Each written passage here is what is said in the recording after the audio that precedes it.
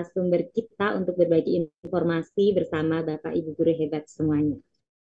Untuk kegiatan kita di malam hari ini kurang lebih susunan acaranya. Yang pertama adalah pembukaan, kemudian yang kedua adalah kilas pandang narasumber, yang ketiga paparan materi dan dilanjutkan dengan diskusi begitu. Kemudian nanti akan ada closing statement dan juga dokumentasi dan yang terakhir adalah penutup. Untuk membuka kegiatan kita pada malam hari ini, maka kami persilahkan kepada seluruh Bapak Ibu guru untuk bisa berdoa menurut agama serta kepercayaan masing-masing kami persilahkan.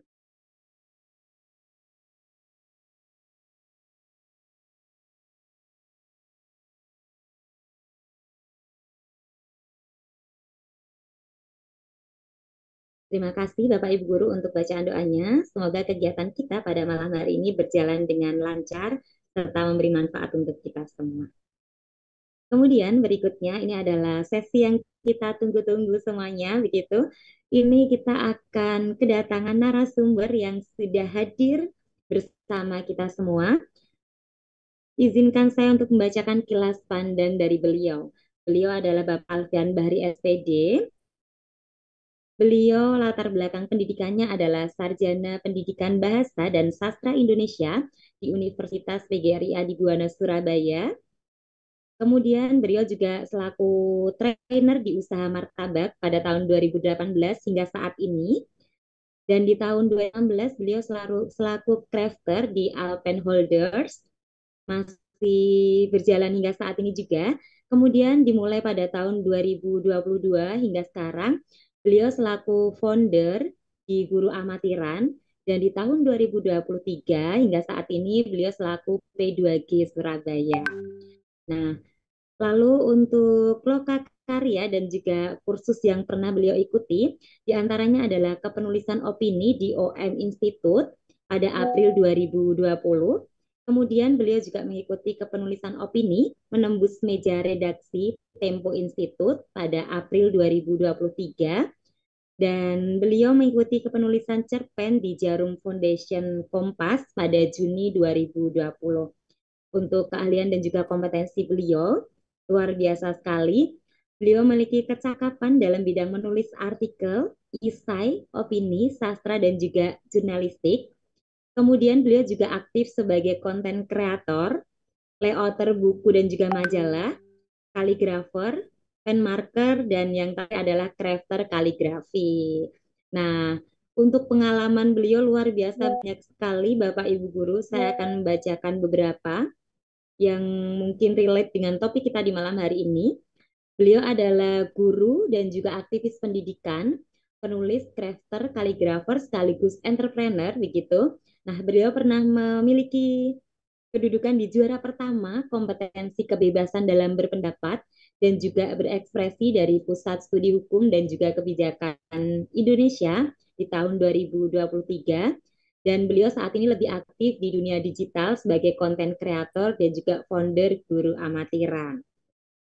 Selain itu, kontribusi beliau di antaranya adalah pernah menjadi pemateri dan juga penghimpun pelajar Indonesia di mohon maaf, pemateri di Perhimpunan Pelajar Indonesia Dunia, kawasan Timur Tengah dan Afrika dengan tema opini.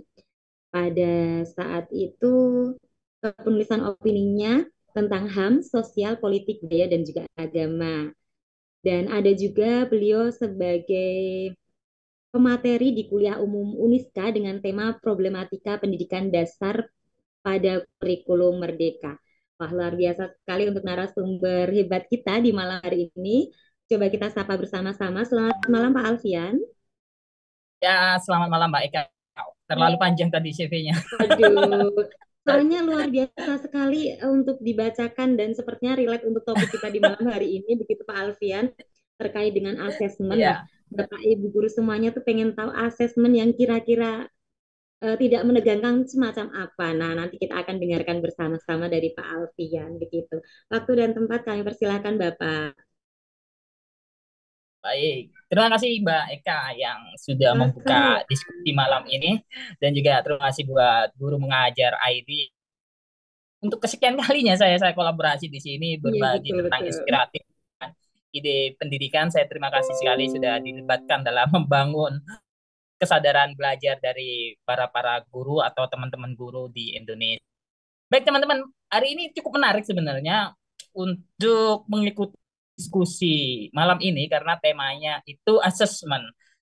Kalau bicara assessment sebagai pengantar aja ya, nanti kita diskusi lebih lanjut sebelum saya share materi. Assessment itu sebenarnya hal paling berharga dari seorang guru. Value dari seorang guru itu ada di assessment. Kalau dokter itu asesmennya ya menganalisis penyakit.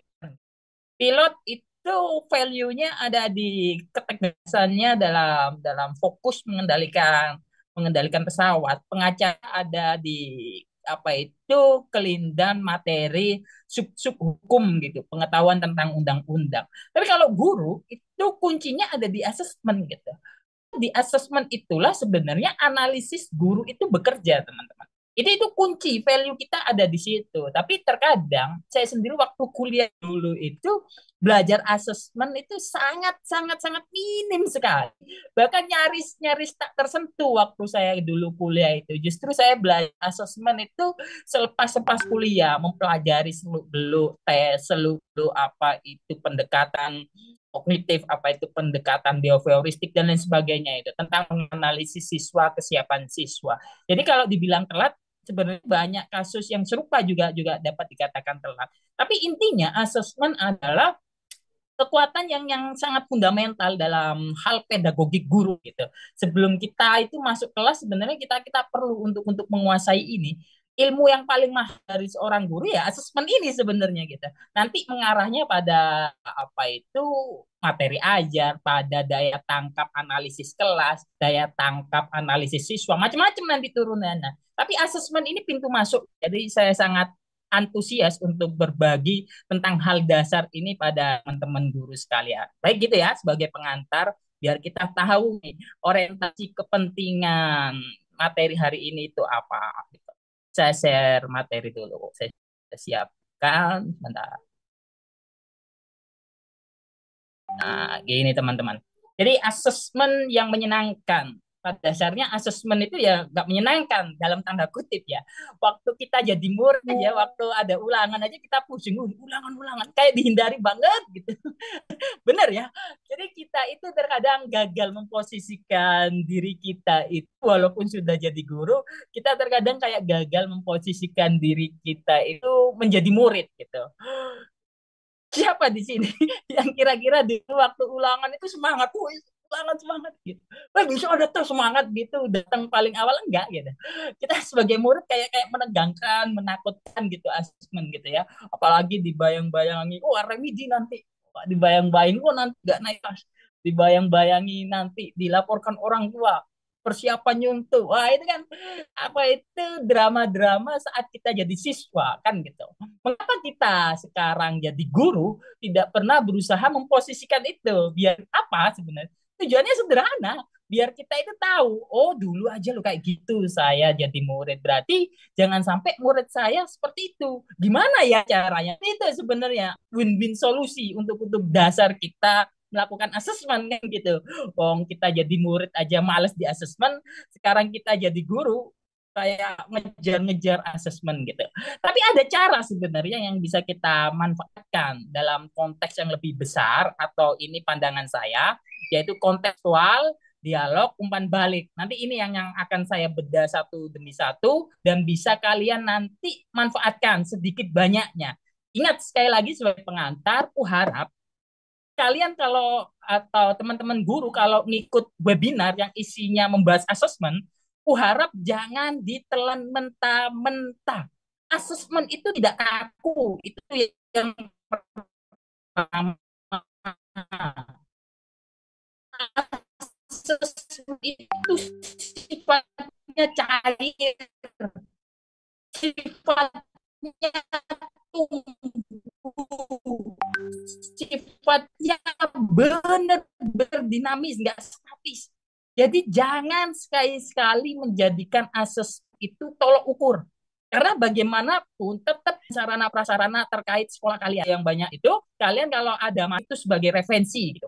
guna kalian mendapat apa itu rekomendasi alat yang punya. Oh, ini bisa digunakan, ini bisa digunakan, ini bisa digunakan pada kondisi A, B, C, D gitu. Jadi itu ya, itu batas yang harus kalian pegang teguh.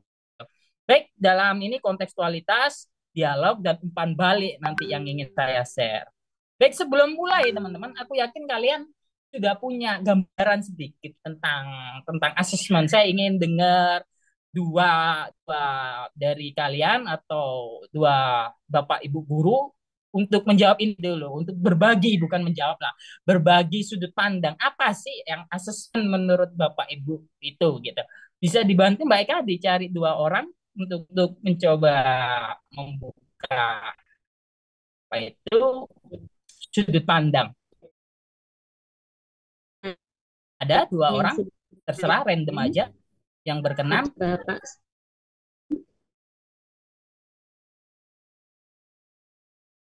kami persilakan Pak Sudirman untuk bisa mengaktifkan audio Bapak.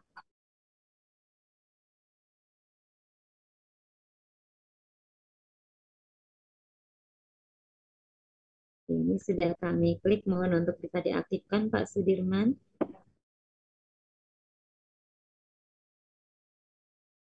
Untuk suaranya belum bisa kami dengar, Bapak.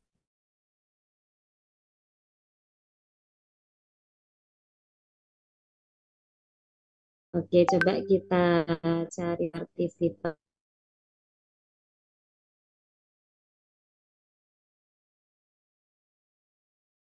Yang sudah ready. Bapak Rayadi. Oke. Mohon untuk bisa diaktif videonya, Bapak Rayadi. Iya, Bu. Oke, sudah. Sudah, Bapak. Saya persilakan Bapak, menurut Bapak, asesmen itu apa? Persilakan Bapak. Penilaian, Bu. Penilaian terhadap proses kegiatan belajar mengajar.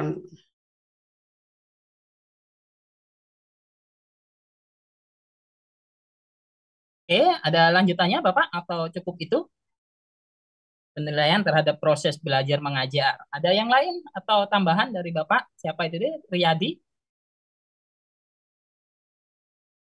Mungkin sekian dulu, Bu. Oke, yang lainnya baik kan ada lagi tadi sudah saya catat penilaian untuk mengajar gitu, pembelajaran. Yang lainnya ada lagi satu lagi biar kita dapat sudut pandang dari peserta.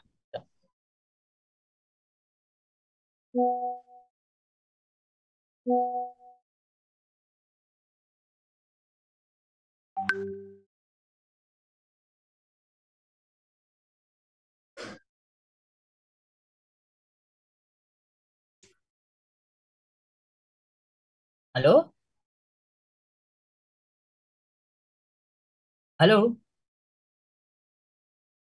Oh iya, ya mohon maaf Pak, tadi kan mute. Ini Bapak Faisal Mubarak sudah bisa, silakan.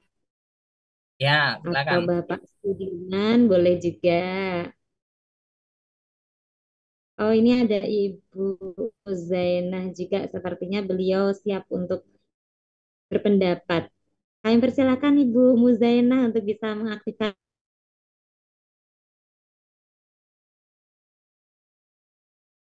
Tinggal diklik, ya sudah Bu. Kami persilakan Ibu untuk memberi tanggapan apa itu asesmen menurut Ibu Muzainah. Terima kasih waktu yang sudah disampaikan kepada saya. Saya akan mencoba bahwa dalam asesmen ini adalah proses pengumpulan dan pengolahan informasi untuk mengetahui kebutuhan belajar, perkembangan, pencapaian, hasil belajar peserta didik. Sehingga hasil kemudian digunakan sebagai bahan untuk refleksi pembelajaran berikutnya gitu. Itu kan menurut saya. Terima kasih. Sama-sama, terima kasih Bu Muzainah sudah memberikan tanggapannya. Oke, Kurang lebih saya adalah rasa. untuk melihat secara keseluruhan. Saya kembalikan kepada Pak Oke, Artia. oke, saya nangkap poinnya itu sudah menjawab keseluruhan, walaupun Iya. nggak menyeluruh secara utuh, tapi sudah dapat poin pentingnya. Yang pertama tadi tentang penilaian dalam pembelajaran, Yang kedua, sama penilaian dalam pembelajaran, mengumpulkan bukti, tapi ditambah dengan refleksi gitu. Itu inti apa assessment, ada sebuah refleksi. Artinya kan ketika kita sudah menilai, kan kita tahu itu mana yang kurang, mana yang lebih, fokusnya apa, kekurangannya apa, kelebihannya apa. Minimal kan kita dapat data itu. Jadi data itulah yang pada akhirnya menimbulkan refleksi. Jadi puncak dari asesmen itu adanya refleksi. Gitu ya teman-teman. Tapi refleksi ini terkadang pada titik tertentu menjadi bias atau menjadi persoalan ketika kita lebih sibuk pada titik tertentu, fokusnya pada yang lebih gitu. Dalam konsep pendidikan hari ini, terutama dalam cara berpikir merdeka belajar, kurikulum merdeka, kita pasti mengenal apa itu inklusivitas gitu. Kalau kita bicara inklusivitas itu dalam artian yang lebih luas dan substantif, bukan mengacu semata-mata pada, maaf ini dalam tanda kutip, keterbelakangan mental peserta didik. Tapi inklusivitas itu adalah kesadaran diri untuk terus menjunjung apa yang kurang. Apa yang kurang inilah nanti yang pada akhirnya harus kita terus perbaiki, perbaiki, perbaiki, perbaiki. Jadi asesmen itu pada akhirnya adalah kesadaran yang mutlak dari guru melihat kekurangannya apa. Ini yang harus dicatat dulu. Jadi guru itu pada akhirnya tidak boleh membanggakan pencapaiannya. Kalau kita bicara tentang puncak dari asesmen. Karena asesmen itu proses dialog yang tiada henti. Terus melihat yang kurang. Oh ini yang kurang, perbaiki terus, perbaiki terus, perbaiki terus. Gitu terus. Sampai pada titik benar-benar kita mencapai kesetaraan atau kebersamaan walaupun tidak benar harus setara 5:5 enggak, tapi justru itulah proses yang menarik dari seorang guru. Makanya mengapa dalam Merdeka Belajar, kurikulum Merdeka terus belajar, refleksi terus belajar, itu pada intinya mengajak kalian untuk terus fokus apa yang kurang. Itulah inti atau puncak dari asesmen teman-teman. Sudah sedikit dijawab oleh beberapa teman itu tadi tentang refleksi gitu ya. Tapi refleksi kebanyakan dalam prakteknya itu tidak berani mengucapkan kekurangan. Itu kekacauan kita sebenarnya. Baik, ini tadi saya ngambil dari postingannya Kemdikbud langsung aja biar orientasi kita itu mazhabnya sedikit jelas, mazhabnya langsung ke Kemdikbud. Ini ada di postingannya Kemdikbud. Fungsi dari asesmen ini cukup menarik, saya juga cukup sepakat dalam deskriptifnya. Fungsi asesmen adalah mencari bukti, ingat mencari bukti ataupun dasar pertimbangan tentang ketercapaian tujuan pembelajaran. Jadi kita itu kayak semacam detektif atau kayak semacam integratif kalau atau dalam dunia hukum penyidik. Jadi kita memastikan dulu ini bukti siswa kita itu mencapai pembelajaran, mencapai sesuatu ilmu atau keterampilan dalam materinya, itu apa sih? Buktinya apa? Itulah asesmen kita yang mencari itu gitu. Jadi harus ada bukti khususnya gitu. Ada bukti yang bisa dilihat gitu, walaupun tidak bisa diukur, tapi ada hal yang nyata gitu, yang mempunyai dasar bahwa siswa ini lo mampu. Gitu. Itu asesmen mencari bukti atau dasar pertimbangannya. Berdasarkan apa gitu. Itulah mengapa nanti keterkaitannya sama data gitu. Tapi Bapak Ibu, gini yang perlu kita cermati bersama. Saya sedikit kasih pandangan saja, nanti silakan diliteraturkan. Masalah data murid itu, mungkin kalau kita ngajar SD mungkin masih ideal gitu ya, mengelompokkan siswa dengan data yang enak. Karena satu kelas terkadang guru SD itu ngajarnya satu kelas. Mentok kalau memang siswanya banyak, satu sekolah itu satu jenjang bisa 2-3 kelas, ya kita ngajarnya lebih banyak. Itu ideal sih kita membicarakan data pada titik tertentu karena jumlah siswanya 20, 35 kan gitu. 40 satu kelas begitu. Jadi enak masih mengomongkan data siswa itu enak gitu.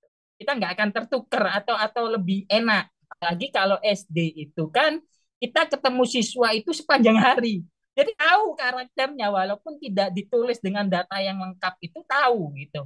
Karakter siswa ini, siswa itu, A B C D namanya ini, namanya itu lebih-lebih kenal secara dekat gitu. Jadi data itu terekam dengan sendirinya, hafal di luar kepala kalau guru SD enaknya di situ kalau membicarakan asesmen. Tapi kalau kita bicara lebih tingkat lebih tinggi SMP sama SMK, terutama sekolah negeri yang jumlah kelasnya banyak, terkadang satu guru itu sehari bisa masuk hampir 4-5 kelas gitu. 4-5 kelas kalau dikali 30 aja setiap siswa itu kumpul datanya benar-benar gila itu. Bisa ratusan, apalagi kalau kita benar-benar pakai konsep yang disebut diferensiasi, pakai konsep individu antar siswa gitu. Itu bisa pecah di kepala itu kalau nggak benar-benar kuat secara metodologi gitu.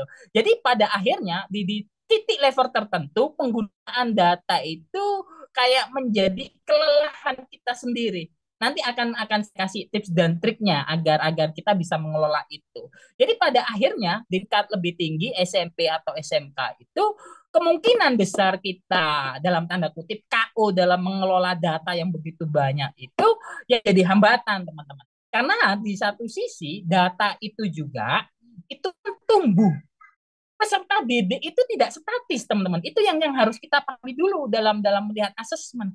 Bahkan peserta didik itu di jam pertama sama di jam kedua, khusus SMP atau SMK itu moodnya bisa beda itu. Kalau kita pakai pendekatan asesmen diagnostik, nanti data guru jam pertama sama guru jam kedua bisa beda itu orientasinya gitu.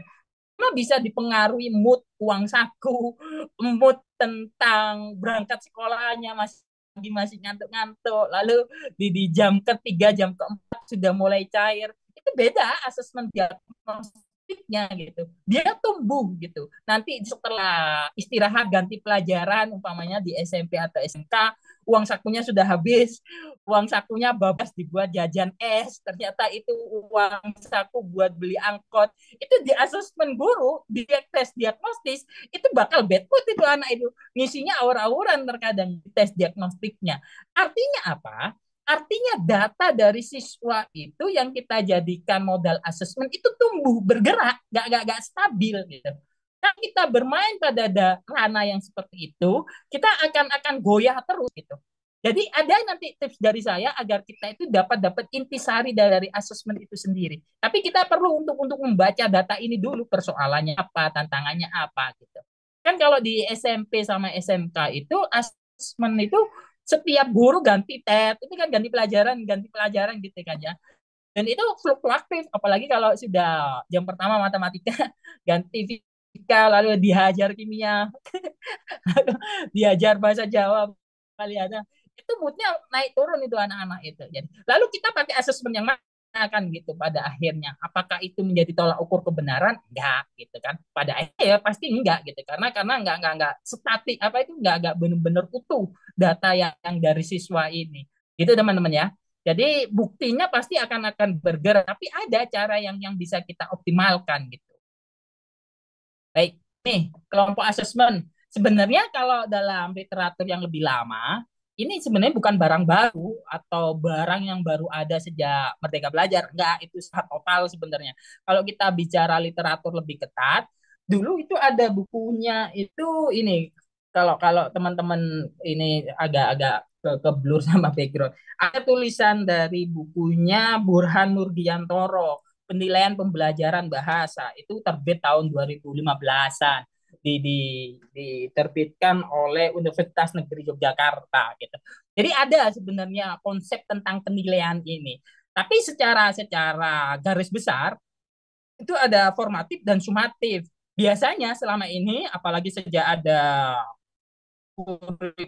apa itu ujian nasional, kita itu sibuk tentang sumatif. Gampangnya sumatif itu di akhir, kalau formatif itu sepanjang waktu, sepanjang kita masuk kelas, sepanjang kita ngasih tugas, sepanjang kita bertemu dengan siswa. Lalu ini saya kasih coba tambahan, long time. Ini long time, ini nggak ada di literatur, cuman saya ingin kasih kalian tambahan saja. Long time itu artinya mengasesmen siswa atau menilai siswa bukan hanya di kelas, teman-teman, tapi ketika kita bertemu di lorong sekolah, ketika kita bertemu di kantin, ketika kita melihat mereka bermain, ketika si siswa ini menyapa kita, itu bisa jadi kategori asesmen kita. Data kita ketika kita itu melakukan dialog dengan orang tua, aktif di grup WA orang tua, itu masuk asesmen. Nah, yang terkadang yang long term inilah, yang lebih otentik inilah, yang terkadang itu tidak pernah kita lakukan. Mengajak ngobrol teman sebayanya, mencari input data dari teman sebayanya, teman sekelasnya. Itu yang terkadang kita tidak pernah sentuh wilayah itu gitu. Karena kita selama ini memang taunya formatif, sumatif. Kalau formatif ya sepanjang kelas, sepanjang tugas-tugas. Kalau sumatif itu penilaian akhir, UTS, WAS, lalu ulangan-ulangan itu sumatif. Tapi yang long time ini loh, long time ini jarang kita gunakan. Padahal ini sangat-sangat menentukan, teman-teman. Datanya lebih otentik gitu. Kalau tadi SD itu persoalan pada data yang berubah-ubah, tapi kalau kita pakai pendekatan long time ini, pendekatan yang menyeluruh, benar-benar sepanjang waktu kita ketemu siswa, kita akan mendapat keotentikan gitu. Pernahkah kita mencoba untuk saling follow di Instagram? Pernah nggak kita coba saling save WA murid kita gitu? Itu kan sebenarnya bagian dari asesmen gitu. Yang sering kita lupakan, dialog dengan orang tua, aktif di grup WA, mengingatkan tentang hari ini dapat pelajaran apa di sekolah, lalu disampaikan ke orang tua. Itu jarang sekali kita bahas gitu. Padahal itu substantif. Jadi ku harap mulailah kita untuk masuk ke ruang yang long time ini, ke ruang yang tiga ini, teman-teman. Long time.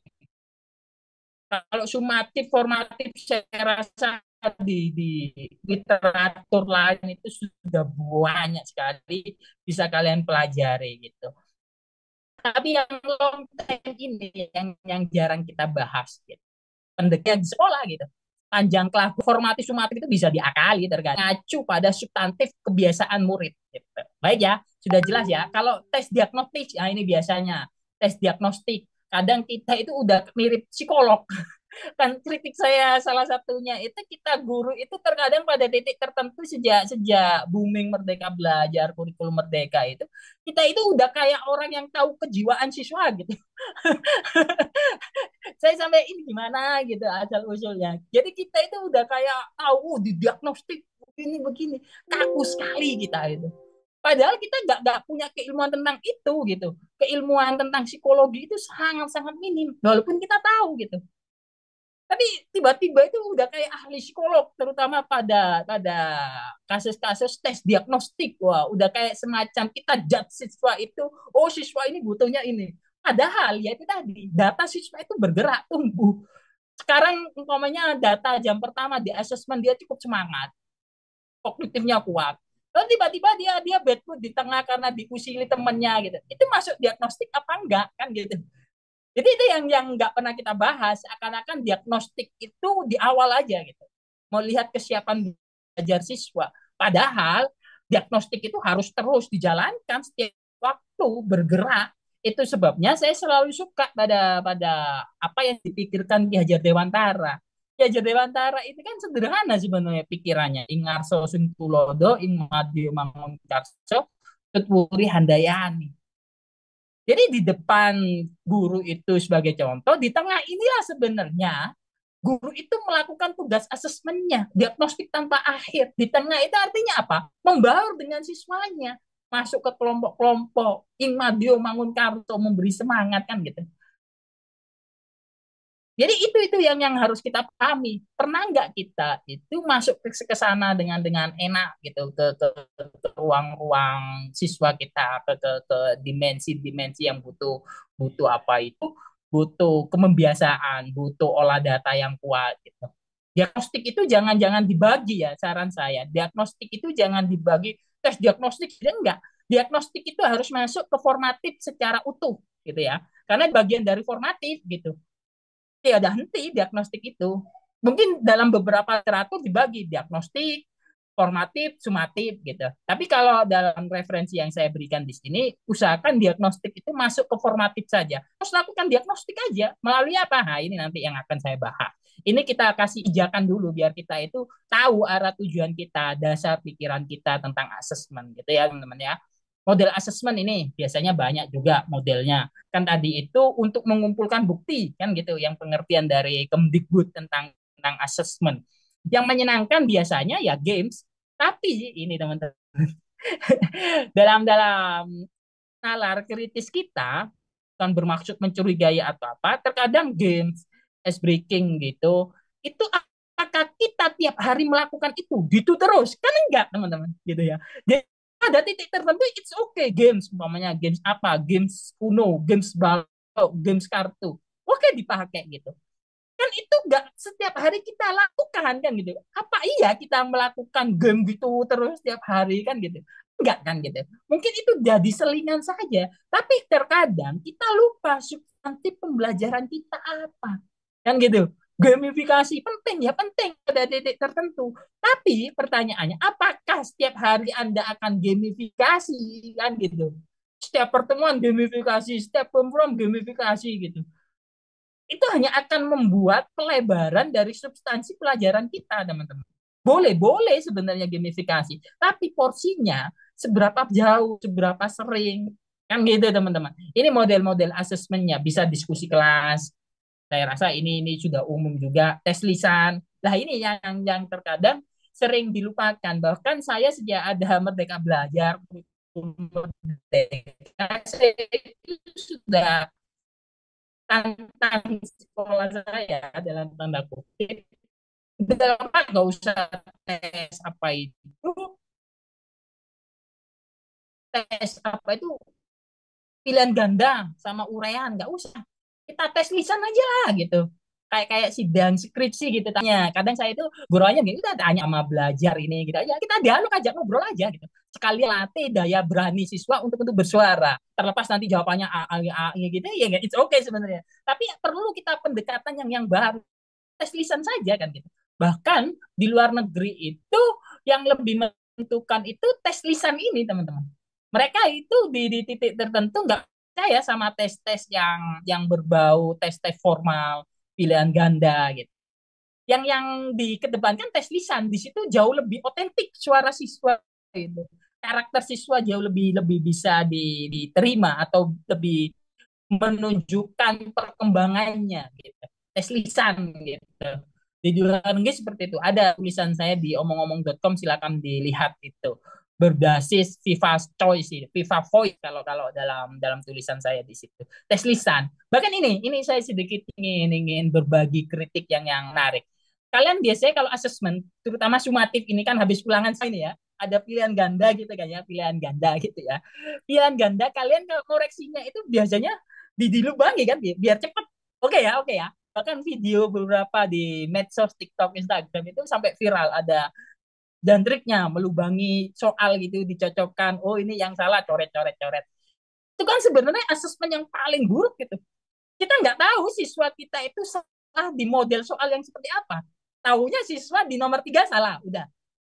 Nggak tahu muatan di nomor 3 ini muatan level kognitifnya itu C apa gitu. Jadi kita nggak tahu siswa kita itu masih nggak tahu di soal apa, kita nggak tahu. Taunya ya siswa salah di nomor 5 salah, nomor 6 salah, udah langsung dapat nilai 70 gitu. Kita nggak tahu sebenarnya benar apa nggak kira-kira teman-teman.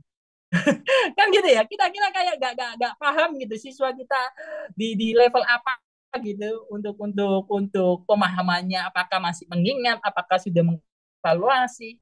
Yang taunya ya nomor 10 salah, ya udah kita coret.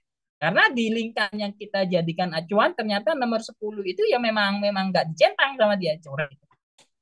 Akibatnya apa? Refleksinya nggak ada, umpan baliknya nggak ada gitu. Jadi saran saya memang seharusnya kalau memang sudah tidak terpaku ujian nasional dan lain sebagainya, kita lebih merdeka untuk memilih jenis tes. Bisa tes lisan, bisa apa itu tes essay menurut jurnal atau langsung project. Kan itu lebih menarik gitu. Bahkan kemarin saya itu ngajar bahasa Indonesia, tes asesmen yang saya berikan, saya bilang, saya tantang guru apa itu sekolah saya disuruh nulis soal. Saya bilang, Udahlah, nggak penting juga nulis soal gini. Siswa kita kan juga kita sama-sama tahu terkadang ngerjain noyo asal-asalan gitu. Itu fakta lapangan terkadang. Saya langsung bilang, udahlah, tesnya saya sendiri yang ngurus gitu. Saya suruh mereka bikin video. Saya suruh mereka itu menceritakan pelajaran. Saya suruh mereka menceritakan apa yang mereka dapat. Terserah, umpamanya kayak contoh cerita fiksi. Ceritakan aja novel yang kamu kamu baca selama tugas Bapak. Ceritakan aja materi yang kamu dapat dari tugas Bapak kemarin. Terserah, bebas. Yang penting kamu kamu ceritakan aja gitu. Saya kasih panduannya. Itu lebih-lebih membuat siswa itu semangat, teman-teman. Menyenangkannya di situ, nggak kaku gitu loh. Dan dia kayak lebih-lebih enak, Pak, pakai musik ya, Pak, pakai subtitle ya gitu, waktu ngedit-ngedit videonya gitu. Nggak apa-apa, itu termasuk tes sumatif gitu. Nggak melulu tentang pilihan ganda tes sumatif itu, teman-teman. Bisa langsung coba apa sih yang terkait tema kalian terakhir itu, yang kalian ajarkan kelas terakhir itu apa? Itu aja yang disoalkan itu atau diteskan, nggak apa-apa. Langsung project gitu. Langsung bikin apa? Nggak melulu tentang pilihan. Udah, kalian harus berani mengucapkan itu ke kepala sekolah, ke bagian kurikulum. Itu disahkan oleh kurikulum Merdeka kalau kita benar-benar pengen pakai Merdeka Belajar ini. Entah itu nanti tesnya main musik, tesnya pentas seni, bebas gitu. Itu bisa dirembuk. Biar siswa itu nggak tegang gitu loh. Seperti yang pembuka saya tadi, saat ada ulangan siswa itu kan tegang. Udah persiapan nyuntuh. Dulu kan gitu, kita juga dulu sekolah juga gitu teman-teman.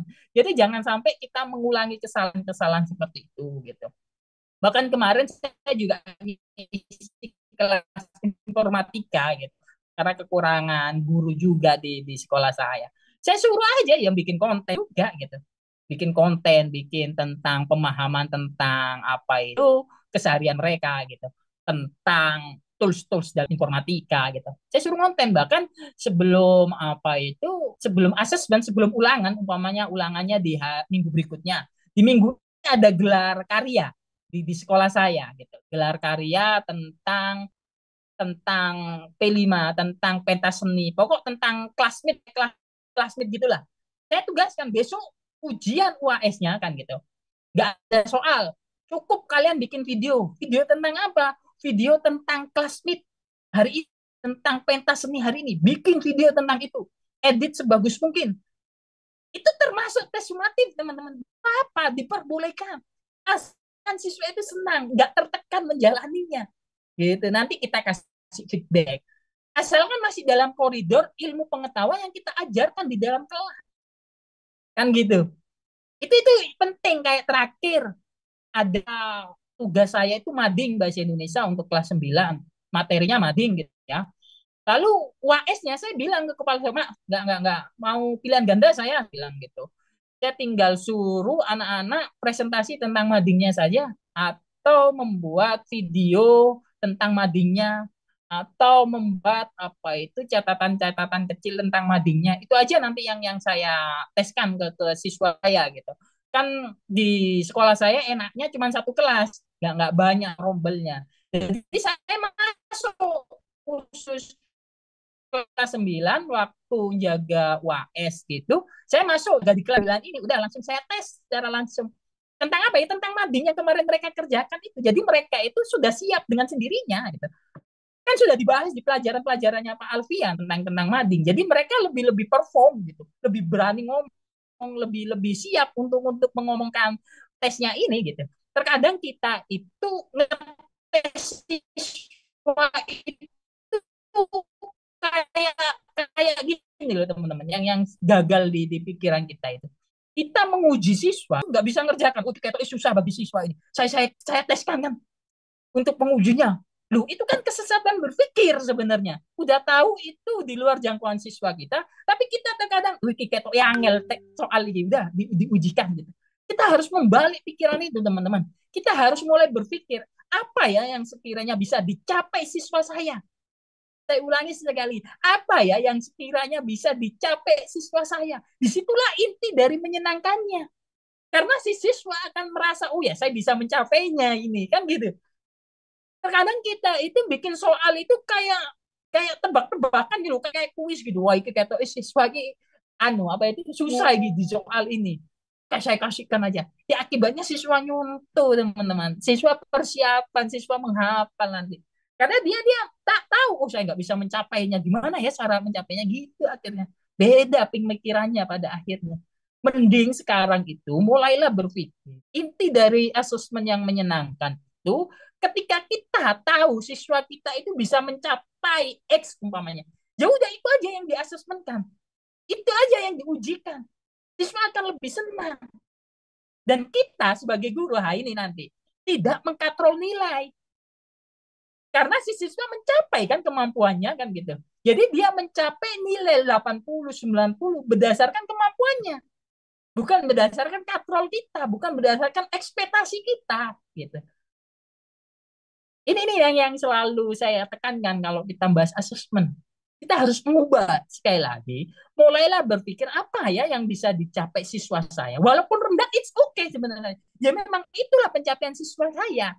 Makanya di awal tadi saya bilang kita harus mulai sadar tentang kekurangan kita. Nggak apa-apa, it's okay, wajar kita masih bisa mencapai menghafal nama-nama hewan, katakanlah seperti itu. Ya nggak apa-apa, itu aja yang diasesmenkan.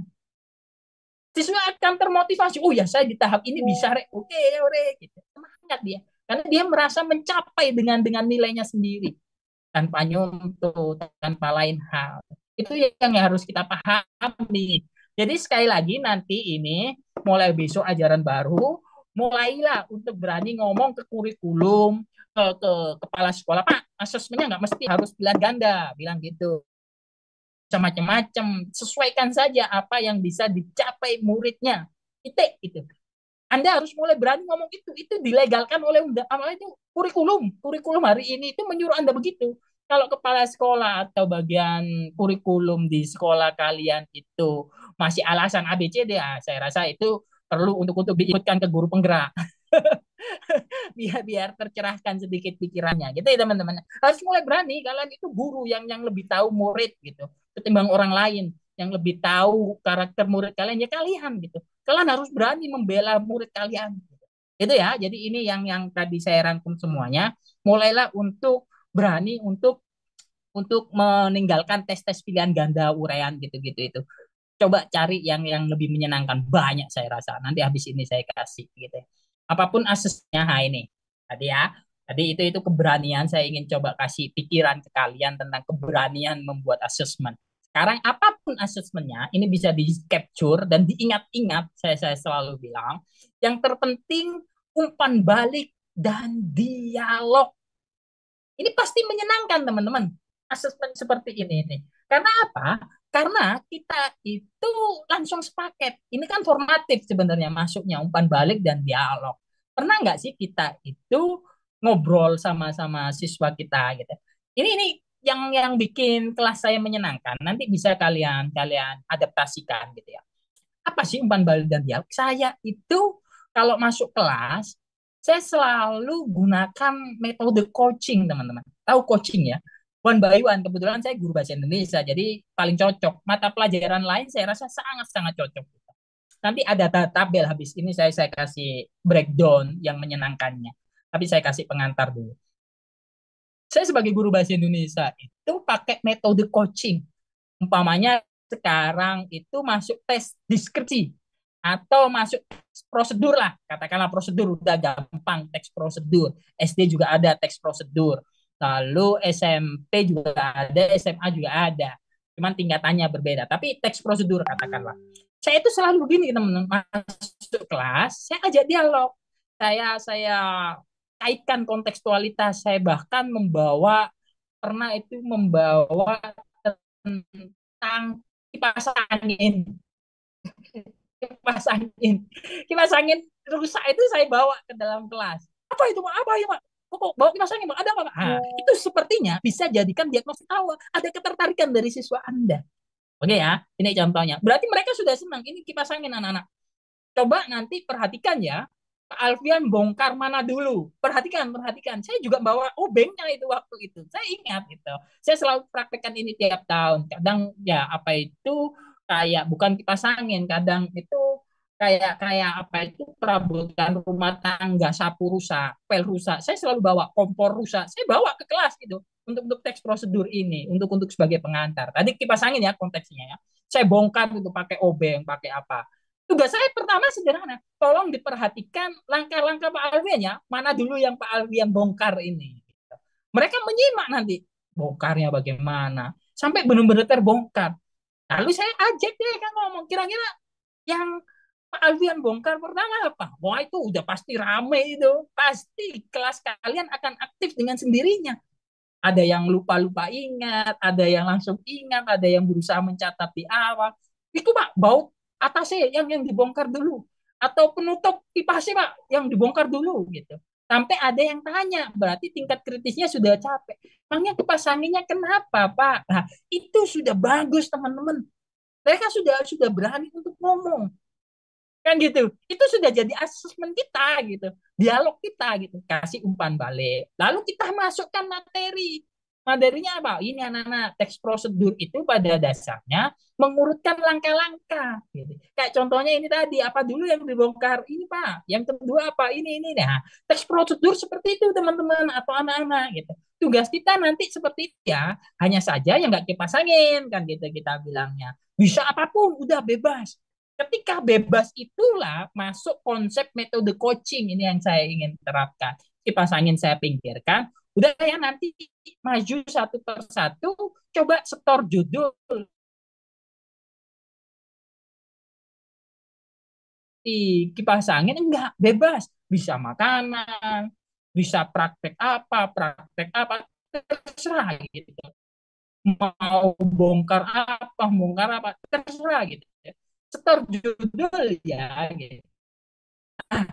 Di saat setor judul inilah di pria itu atau murid saya katakanlah maaf itu berhubung bapaknya itu servis HP, bapaknya kerja servis HP, dia dengan beraninya ngomong Pak saya yang bongkar HP aja Pak kalau kayak gitu, kan itu luar biasa teman-teman. Itulah asesmen yang saya tadi katakan, menguji siswa berdasarkan kemauan dan ketercapaiannya sendiri, bukan berdasarkan ekspektasi kita gitu. Itu nanti siswa akan tergugah dengan sendiri, senang dengan sendirinya. Bahkan ada yang ibunya jual rujak, kalau nggak salah siswa saya 2 tahun yang lalu, jual rujak. Dia langsung bilang, Pak saya prosedur tentang rujak aja Pak. It's okay gitu, bebas gitu. Lalu ada juga yang ini teman-teman, sampai apa itu, ada ini, maaf ya, ini ada yang tahun lalu, tahun ini, itu siswa saya sampai bilang ini, anu Pak, transaksi ini Pak, bit apa itu judi online itu tahu dia teman-teman, karena memang lingkungannya seperti itu gitu teman. Apakah saya cegah? Enggak, saya biar kau oke kamu tahu beneran tahu kan ya. Iya, yaudah kira-kira apa sih yang apa itu transaksi itunya, prosedurnya bagaimana, dia katakan gitu. Disitulah nanti kita kasih dialog teman-teman, nggak usah langsung dicegah, oh itu salah jangan dihindari, enggak. Diskusi akan tertutup, kita tidak akan memberikan pemahaman pada dia gitu teman-teman. Kadang ada yang waktu tema mading, ini konteksnya beda, tadi prosedur mading itu ada yang sampai di lingkungan saya itu ada yang sampai bawa rokok semua temanya itu waktu tema mading, ada yang bahas biologi, ada yang membahas apa itu tentang K-pop, ada yang membahas tentang Mobile Legend, pahlawan, sejarah. Teman murid saya ini dengan beraninya bilang, Pak, tema saya rokok. Dia bilang gitu saat setor judul. Kamu ngapain bikin mading rokok? Saya bilang gitu. Di tempat saya agen rokok banyak, Pak. Woi, menarik kan itu. Tanya, mengatakan ketercapaiannya sendiri. Jadi dia bawa bungkus rokok beneran, teman-teman. Apa itu ditempel aja. Konsepnya sederhana. Yang lain itu ngeprint, dikasih hiasan macam-macam. Murid saya yang milih rokok ini gampang. Dia ambil rokok sing aneh-aneh. Yang mereknya Superman, yang mereknya Aga berapa. Pokok yang apa aja, yang aneh-aneh gitu loh. Bukan merek-merek yang umum kayak Surya Mil atau Gudang Garam yang umum itu. Enggak, dia mereknya yang aneh-aneh. Ditempel gitu aja. Tapi ini teman-teman, dialognya, umpan baliknya, waktu dia setor judul gitu, saya bilang, nanti kamu mau bahas apanya nak? Dia bingung. Bahasa apa Pak? Ya rokok Pak. Nah, kita kasih umpan balik, kita kasih dialog. Gimana kalau bahaya rokok? Nah, oh iya Pak, bagus Pak, bahaya rokok. Nanti cari di Google ya referensi-referensinya. Oke Pak. Kira-kira apa yang bisa kamu lakukan ketika sudah tahu bahaya rokok? Oh gini Pak, mencegahnya untuk tidak merokok. Oke, aku nanti cari di Google ya, minimal 4 lah. Coba ketik di Google atau mesin pencari atau tanya 4 bahaya merokok, 5 tentang apa itu kiat sukses berhenti merokok. Jadi kita kasih panduannya, kita bantu umpan baliknya, kita dialogkan itu, gitu teman-teman. Itu yang terkadang gagal kita berikan ke siswa kita, dialog dan umpan balik. Kayak seperti teks proses tadi, ada yang bongkar HP, ibunya jual rujak, ada yang suka K-pop, banyak. Yang terpenting kita ajak mereka dialog, panggil satu-satu. It's okay. Seharian kita kumpulkan jodoh saja, it's okay. Itu sudah benar itu. Itu otentik sekali asesmennya. Umpamanya 1 jam pelajaran atau 2 jam pelajaran yang SMP atau SMK. Kalau SD kan biasanya lebih panjang itu. SMP, SMK. Untuk satu satu pertemuan usahakan mengumpulkan judul itu dulu. Judulnya apa anak-anak? Boleh beda, boleh sama, boleh jadikan referensi. Itu terdiferensiasi sendiri ya teman-teman. Itu ya. Jadi itu yang menarik. Di pelajaran lain saya rasa bisa lah gitu. Itu ya, dialog dan umpan balik. Nah, ini terkadang kita itu akan otomatis mendapatkan ini kalau kita mengedepankan yang disebut umpan balik dan dialog. Yang saya jelaskan tadi, menyenangkannya bagaimana. Perbanyak pilihan. Terkadang kita mengajar itu kan tulis gitu ya. Kita nggak pernah mencoba untuk ngasih video. Kita nggak pernah untuk mencoba kasih LKPD yang baru gitu. Kita masih satu materi. Usahakan yang menyenangkan itu perbanyak saja gitu. Itu akan terdiferensiasi dengan sendirinya kok. Kasih video juga, kasih muatan narasi juga, kasih muatan visual juga, film dan lain sebagainya, alat peraga, perbanyak aja pilihan seperti yang tadi saya jelaskan itu. Bisa-bisa satu kelas itu bisa store banyak ide juga tentang pendekatan itu tadi gitu.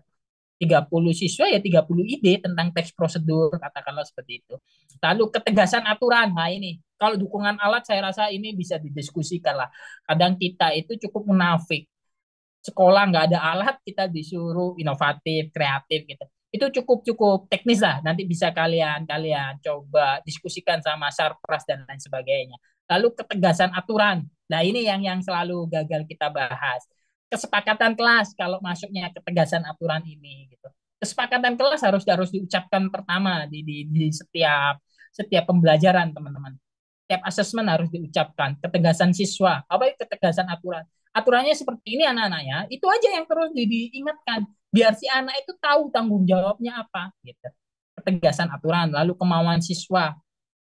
Kemauan siswa ya seperti yang saya jelaskan tadi itu. Yang pada akhirnya semua ini itu kaitkan dengan konteks.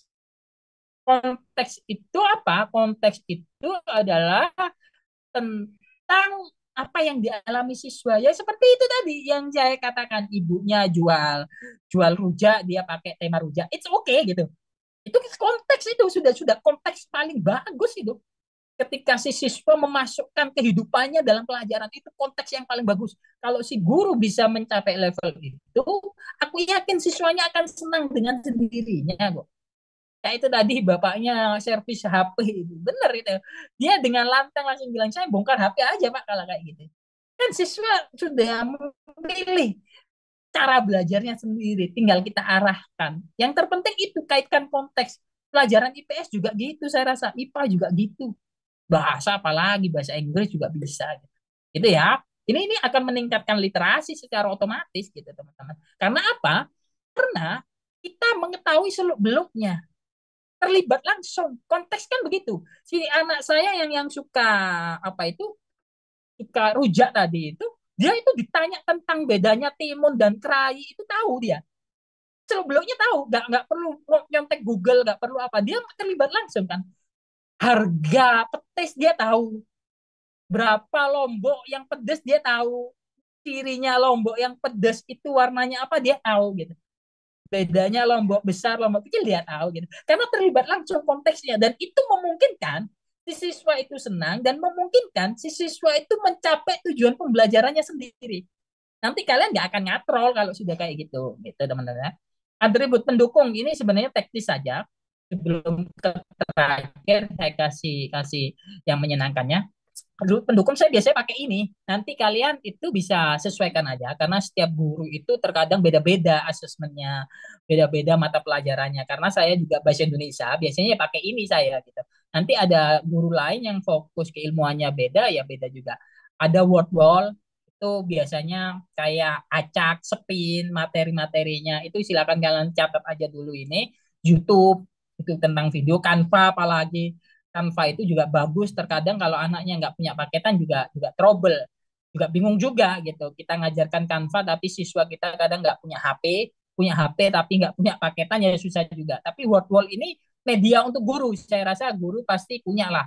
Pakai ini bisa YouTube, kardus. Nah, kardus ini pasti bisa dimanfaatkan karena yang enak didapat dan mudah untuk ditemukan. Bisa pakai ini yang pendukung biar siswa itu semangat. Lalu barang bekas, botol-botol. Nah, ini teleprompter teman-teman yang jarang dibahas oleh guru-guru dan jarang dipromosikan. Saya lihat yang saya mengikuti konten-konten pendidikan.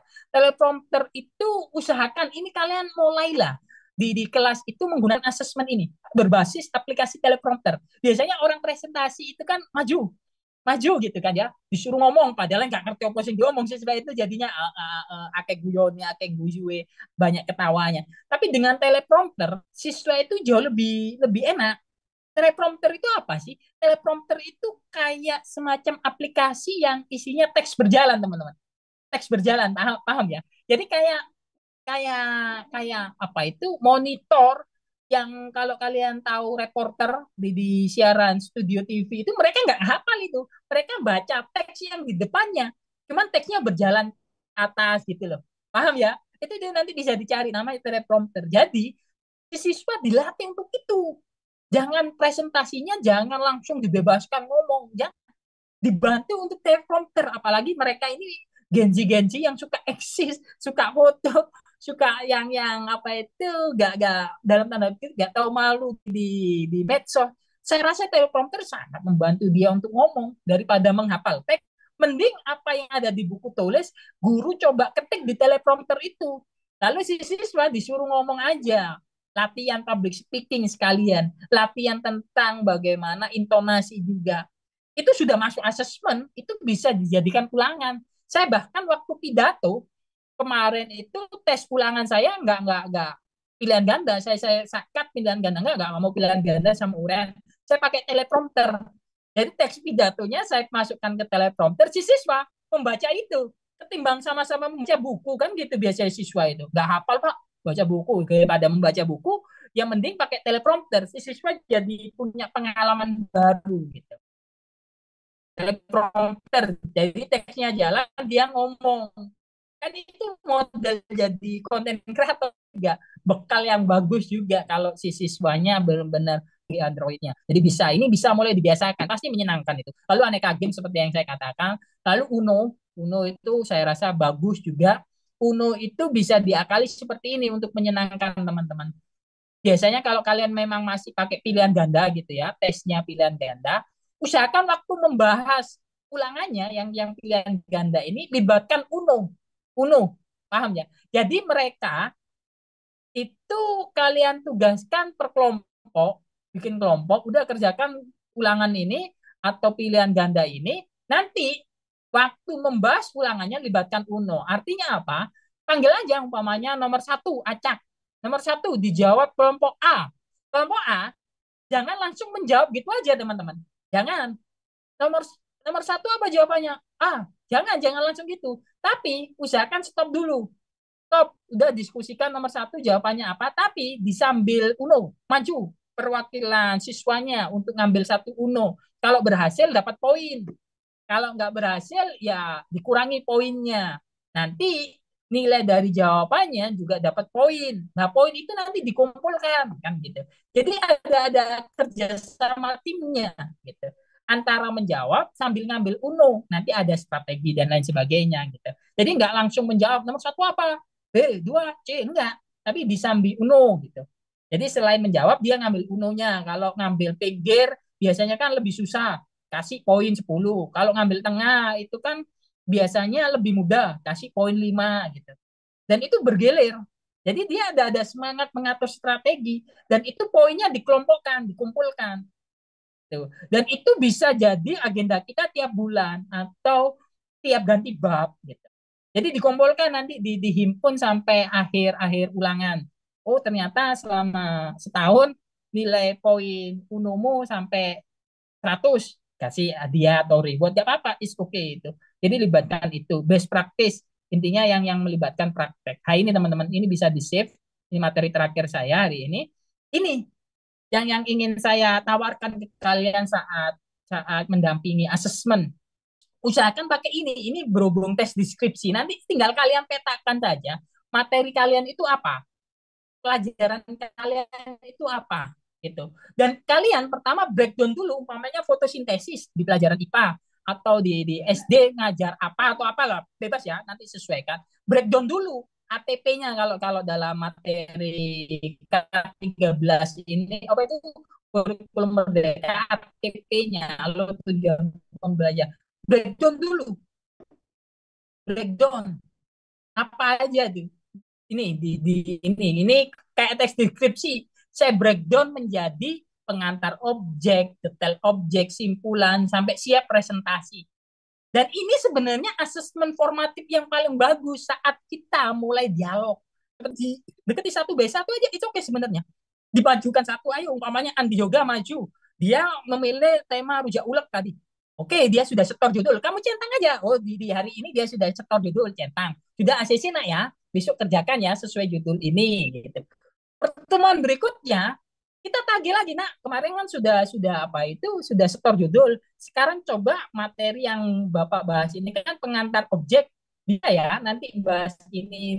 Kita dialokasi umpan balik langsung. Kalau dia sudah berhasil di tingkat itu, ya centang aja pengantar objeknya gitu. Dan ini sangat-sangat variatif. It's okay gitu teman-teman. Paham ya? Jadi waktu ulangan ya ini aja yang jadi acuan kita gitu. Kayak pelajaran lainnya juga sama gitu. Ini yang gagal kita pahami. Jadi kita itu mendiagnostik siswa itu tiap hari, ngasih feedback, ngasih refleksi, ngasih umpan balik, ngasih dialog. Pendekatan seperti ini yang gagal. Ini bisa di screenshot atau di capture atau nanti minta materi ke Mbak Eka gitu ya. Tentang ini, pelajaran apapun saya rasa bagus ini untuk jadi peta asesmen kita. Yang atas ini, 4 ini, turunan materi kalian itu apa, yang mau dicapai siswa itu apa gitu. Tinggal dicentang, lakukan pendekatan yang jelas gitu. Saya rasa si siswa akan lebih semangat gitu ya. Ini bukan tentang harus selesai, tapi kan mencapai titik tertentunya. Baik, yang terakhir ini, tidak ada yang lebih penting dari pendidikan selain kesadaran belajar itu sendiri. Seperti yang saya katakan di awal, asesmen pada akhirnya adalah tentang gairah kita belajar, tentang bagaimana kita memahami kekurangan siswa, memahami kelemahan kita sehingga kita perbaiki di pertemuan-pertemuan berikutnya dan berikutnya tanpa akhir gitu. Karena bagaimanapun siswa itu tumbuh, bergerak dan beda-beda. Tahun ini dapat siswa enak, tahun berikutnya ya dapat siswa yang kurang enak. Itu lumrah dalam pendidikan, justru di situ gairah belajarnya. Jadi itu yang bisa saya sampaikan. Semoga habis ini kalian juga sharing asesmennya aja gitu. Biar kita enak tukar perspektif, karena bagaimanapun saya juga guru bahasa Indonesia, pahamnya ya asesmen tentang bahasa Indonesia yang iklan lain. Kuharap guru-guru di sini juga saling berbagi aja. Seperti yang saya katakan di awal, asesmen nggak boleh kaku, jangan jadikan ini sebagai tolak ukur yang utuh gitu. Tapi kita ambil intisari dan substansinya saja gitu ya. Kuharap habis ini ada yang berbagi tentang asesmen yang menyenangkannya bagaimana sih gitu. Karena itu tadi nggak boleh kaku dan wajib untuk saling tukar ide biar kita dapat referensi. Itu Mbak Eka, saya rasa saya kembalikan pas 1 jam ini. Oke, baik. Terima kasih banyak Pak Alfian yang sudah berbagi informasi. Nah, kebetulan sekali ini kita diberikan kesempatan oleh Pak Alfian, Bapak Ibu Guru, jadi kami persilahkan. Kami berikan waktu 1 menit untuk bisa raise hand atau open video. Setelah ini kita akan berdiskusi langsung. Jadi untuk sesi kali ini kita bukan hanya untuk bertanya, namun juga Ya, sharing informasi. sharing. Barangkali Bapak Ibu guru punya perspektif tentang asesmen, nanti boleh disampaikan. Kami persilakan Bapak Ibu guru untuk bisa mengaktifkan audio, Berbagi mengaktifkan ide kan video, asesmen ya. mengaktifkan. Berbagi ide. Ayo, idenya apa Bapak Ibu yang lainnya biar biar kita enak saling belajarnya. Karena di asesmen ini nggak perlu bertanya sebenarnya. Kita saling Betul, betul. memperkaya perspektif itu lebih penting saya rasa. Oke, betul. Nah, coba kali ini kita hadirkan ada Pak Marce Marta, Bapak atau Ibu Marce, kami coba invite. Nanti akan berbagi perspektif asesmen dari sudut pandang Ibu Marce. Gitu. Coba kita hadirkan terlebih dahulu untuk termin pertama dengan Ibu Marce. Kami persilakan Ibu untuk bisa mengaktifkan audio. Oke, sembari menunggu, kita coba cek-cek lagi Bapak Ibu guru yang sudah siap untuk berdiskusi dan berbagi perspektifnya. Ibu Epina SPD, coba kita hadirkan. Oke, kami SPDK persilakan apa Ibu Epina. SPDK itu? Bagaimana Pak Alfian? SPDK itu apa? Oke, Itu coba kita tanyakan SPDK. langsung ke Ibu Epina, Nggak Bapak. apa-apa lah. Oke, lanjut aja. Ya, lanjut. Maaf, lanjut aja. Oke, sambil menunggu Ibu Epina sudah bisa untuk mengaktifkan audio, Ibu. Sudah kami kirimkan permintaannya. Coba kami cek. Oke, ini masih setia dan selalu ada Bapak Rayadi, selalu aktif dan on cam. Nah, sepertinya kita apresiasi untuk dihadirkan kembali di tengah-tengah kita. Ya, kita aja. Oke, monggo Pak Rayadi bisa mengaktifkan audionya, Bapak.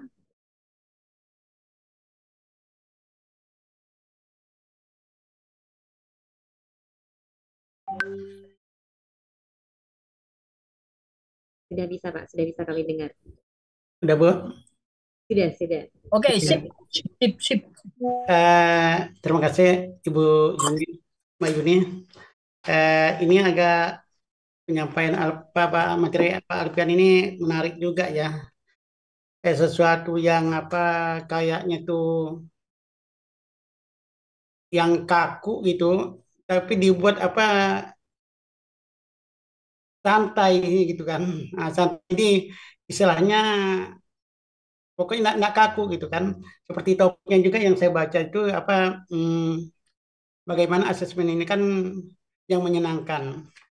Jadi apa yang disampaikan oleh Pak Alfian tadi sempat saya tulis bahwa yang menarik tadi adalah asesmen itu dapat dilakukan dalam berbagai hal, artinya melalui diskusi, ngobrol-ngobrol, ya kan? Pokoknya di luar kelas pun juga termasuk bagian daripada asesmen gitu. Nah, jadi dapat Iya. diambilnya itu. Nah, ini menarik ya kan. Saya juga kadang-kadang juga kalau dalam kelas gitu kan bagaimana suasana belajar itu yang kaku itu kan istilahnya sesuai dengan kayak seperti di buku itu kan. Nah, saya buat sesantai mungkin misalnya kan dalam belajar itu saya memang seperti yang kata Pak Alpian tadi itu kan memang ada apa kesepakatan gitu kan, kesepakatan bahwa kita dengan siswa gitu bagaimana supaya proses belajar itu menyenangkan, maka santai. Jadi santai tapi ada hasil yang ingin kita capai. Misalnya saya tuh ya memperbolehkan siswa itu dalam belajar tuh minum boleh, boleh minum sekedar minum air putih kan, nah boleh kan, tapi tidak boleh makan. Nah kalau saya pribadi gitu kan, nah tetapi tetap fokus pada apa yang disampaikan. Lalu yang menarik juga tadi yang disampaikan oleh Pak Alfian adalah eh,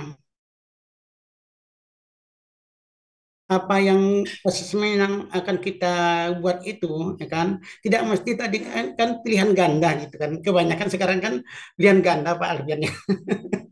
Ya. Ya itu memang, tapi sekarang Pak Alfian itu kan sekolah itu masih terbawa ke zaman dulu itu kan, tidak bisa melepaskan. Nah, bahkan dalam aturan edaran asesmen itu kan juga seperti sumatif misalnya kan ditentukan untuk mata pelajaran yang ada hitungan-hitungannya, jumlah soalnya ada 30 soal pilihan ganda, ya kan. Yang tidak ada hitungannya misalnya 40, ya kan. Jadi kita itu kan pusing juga ini kan. Tapi yang menarik tadi kan saya setuju kan apa yang dikatakan Pak Alfian. Kita tuh membuat soal itu sesuai apa yang dipahami oleh siswa gitu kan tentang suatu hal materi barangkali kan. Mohon maaf kalau nanti kalau pemahaman saya tanggapan saya ini agak kurang kan. Jadi itulah yang kita buat assessment gitu sehingga siswa itu kan dapat mencapai nilai Ya, sesuai apa yang apa ya kemampuannya tadi gitu kan. Nah, dan seperti juga kata kawan-kawan saya juga ada kawan saya itu diskusi juga bahwa siswa itu tidak mesti berlomba dengan kawannya yang lain. Dia hanya bisa meningkatkan dari apa yang dilakukannya dari yang lalu dan yang sekarang gitu kan. Nah, ini. Jadi eh, itu yang menarik bagi saya tadi apa yang disampaikan oleh Pak Alpian kan andaikan memang di sekolah itu ya tidak sekaku yang seperti yang sekarang ini kan. Nah, cuma karena dah sudah barangkali mendarah daging atau sejak lama Pak Alpian seperti yang memang kayak seperti gampang Pak Alfian kan menyarankan bahwa silakan ngomong di kepala sekolah atau dengan wakil kurikulum ya kan. Tapi mereka karena punya wewenang Pak Alfian dia bisa sulit juga kita memberikan masukan dan masukan juga ada banyak juga kadang-kadang ya kan. Tapi karena mereka punya apa istilahnya power gitu kan punya jadi mereka tidak mau tetap kepada aturan yang lama gitu yang lama ini. Tapi saya juga secara pribadi saya kan tidak saya sampaikan memang ya kan, tapi saya juga mengambil artinya dari apa diskusi dalam kita belajar sehari-hari dalam kita selama kita proses belajar itu ya kan saya ambil misalnya siswa dalam menjawab soal kan. Ini Pak Alpian yang pernah pengalaman saya kan, nah barangkali ini saya pernah waktu dulu sebelum kurikulum Merdeka itu saya kan ngajar mapel akuntansi Pak Alfian. Nah, ngajar akuntansi pernah jadi pas materi pembahasan jurnal, masalah jurnal umum itu kan membuat jurnal umum, itu siswa itu saya buat dalam kelas itu seperti gimana ya, kuis. Kuis. Jadi mereka itu ya saya janjikan bahwa siapa yang bisa menjawab soal ini maju ke depan nulis di papan itu kan nanti rewardnya itu saya andaikan mereka ulangan harian atau barangkali semati mereka nanti setelah dihitung nanti ternyata nilainya rendah maka mereka tidak perlu lagi remedial karena mereka sudah maju tadi ke depan berani maju ke depan dan betul menjawab. Nah itu Iya, jadi mereka baik. semangat. Nah, karena semangatnya ramai satu kelas, maka saya itu buat model ini Mbak, model apa misalnya kayak arisan. Pertama pakai angkat tangan mereka Iya. kan. Nah, banyak yang protes, kok dia terus yang maju. Ya gimana dia terus karena dia yang duluan ngangkat tangan gitu kan. Maka diubah dengan cara seperti arisan kayak pakai kocok-kocok paling kocok-kocok ya kan. Nah, dan ngocoknya juga kita kita main-mainkan juga kan pelan-pelan ya kan. Jadi jatuhnya cuma satu kan. Jadi mereka semangat. Nah, itu. Nah, demikian pernah yang pengalaman saya itu dulu waktu saya ngajar demikian. Jadi satu Oke. kelas itu Pak Fabian ngerjakan di meja itu portofolio itu kerjaan akuntansi tadi kan yang banyak itu kan yang mereka semangat dengan maju juga semangat. Nah, itu. Tapi memang Iya. hambatannya itu Pak Alpian em, betul betul kata Pak Alpian ini kan tidak setiap tahun kita mendapatkan siswa yang demikian. Nah, ini kan Oke. kadang kita bagus, kadang inputnya ya kurang gitu kan. Ditambah lagi kan yang mau lukis anak ini kan tidak hanya satu Pak Alfian. Saya kebetulan di SMK Pak Alfian ya. Iya, iya. Kita udah mau lukisnya dengan warna yang biru atau hijau Mbak ya. Tapi di ditambah misalkan oleh guru yang lain berikutnya nanti kan melukisnya yang lain. Nah, demikian. Oke, baik Nah, ya. Pak. Terima kasih.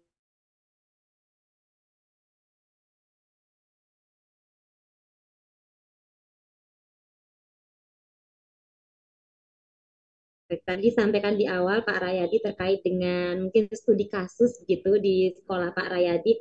Ternyata untuk meninggalkan konsep bahwa asesmen itu ada soal yang pilihan ganda isian seperti itu, ketika mungkin sesekali dicoba dengan teknik yang berbeda, namun untuk konsep yang diberlakukan di sekolah masih sama dengan tahun-tahun sebelumnya, begitu Pak Alfian kurang lebihnya untuk di sekolah Pak Rayadi semacam itu. Sudah dicoba dengan berbagai teknik dan inovasi-inovasi baru yang harapannya itu membuat siswa semangat. Nah, apakah mungkin hal ini ada refleksi kembali yang bisa diberikan oleh Pak Alfian atau mungkin saran-saran khusus yang bisa diberlakukan di sana? Mohon mungkin bisa ditanggapi Pak Alfian.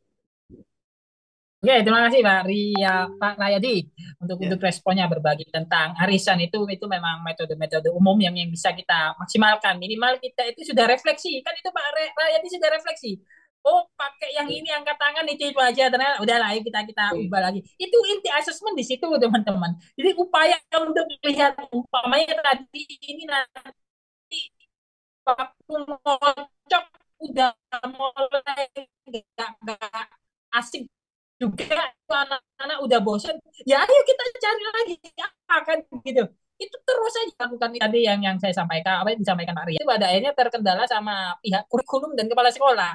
Kalau maaf otaknya masih cukup cukup lama gitu nggak mau berubah, ya agak susah juga gitu. Padahal memang sudah dibebaskan, boleh pakai asesmen yang seru-seru itu boleh sebenarnya. Dan memang harus begitu gitu loh. Kan yang bikin pusing itu, mengapa kita kok masih saja berkutat dengan idealisme kita yang sebenarnya sudah harus kita ubah gitu. Contohnya tadi itu kan pilihan ganda. Saya berani kritik kok sebenarnya. Pilihan ganda itu kan biasanya dilubang-lubangi gitu kan ya, waktu ngoreksi gitu ya. Benar kan ya? Dilubang-lubangi, dicocokkan, disalah-salahkan gitu. Itu kan asesmen paling buruk sebenarnya. Karena kita nggak tahu siswa kita itu disalah di soal apa gitu loh. Soal di tingkat apa kita kan nggak tahu siswa. Yang tahu nomor 5 salah, ya udah kita coret. Nomor 10 salah, ya udah kita coret gitu. Kan itu buruk sebenarnya. Untuk model asesmen feedbacknya apa, umpan baliknya apa gitu. Dan itu pun sudah kayak gitu, kadang siswa juga nyontoh kan gitu. Jadi udah rumit secara secara bentuk, siswanya pun ngerjakannya juga nyontoh. Jadi kita itu sudah sekarat gitu loh. Kalau kalau pakai sistem-sistem pilihan ganda itu pada titik tertentu, ya itu tadi kembali mending teslah siswa itu berdasarkan apa yang dia mampu gitu loh. Jangan main tebak-tebakan gitu.